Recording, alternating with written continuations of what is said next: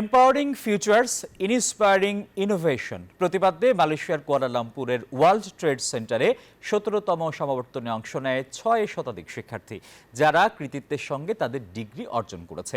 সমাবর্তনে প্রধান অতিথি হিসেবে উপস্থিত ছিলেন বিশ্ববিদ্যালয়ের চ্যান্সেলর তোহ পুয়ান দাতো উইরা ডক্টর হাজা আসমা বিনতি হাজি আব্দুর রহমান। তিনি আনুষ্ঠানিকভাবে সমাবর্তন উদ্বোধন করেন এবং শিক্ষার্থীদের মাঝে ডিগ্রি, ডিপ্লোমা ও বিশেষ পুরস্কার বিতরণ করেন। আমি সত্যি আনন্দিত জিওমেট্রিকা থেকে শেষ করতে পেরেছি।